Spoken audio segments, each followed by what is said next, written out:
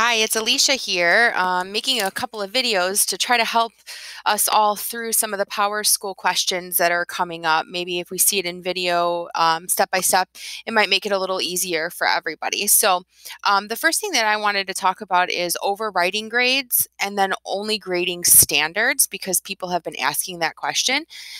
So if you are logged in to your Unified Classroom dashboard, looks like my screen here, and you have things inside of your gradebook. So if I go over here and I go to my score sheet, I can see that for my student, I have listed in this class, I have 2 grades there for 2 reading assignments that the student has done. They have an 86%.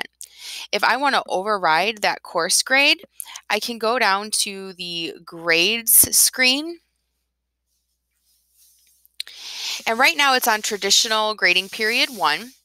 If I double click under the column that says grading period 1 with the student's grade, it opens up my score inspector here on the side, and I can go ahead and type in anything that I want for the grade and the percentage. So maybe the student has been working really hard in your class, but just couldn't quite get to that, A grade that you think they deserve.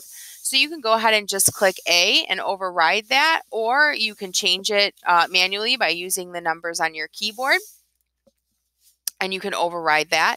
And once you're done, you just go ahead and click save, and it's going to save that grade. Now, whatever shows up in your grading period 1 column is what you're going to be seeing reported on their report card for the grading period or the semester. The second question, what if you want to just grade standards? So if I am still in the grades screen and I change this to standards here, it's a little caret drop down next to traditional grade 1.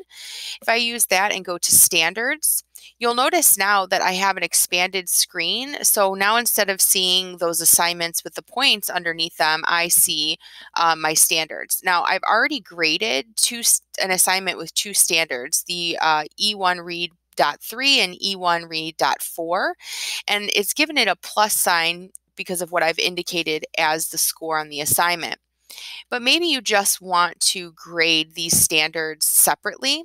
So again, just double click on the cell of the column that you're wanting to grade, and then you get your standard scale there, the plus SORX scale.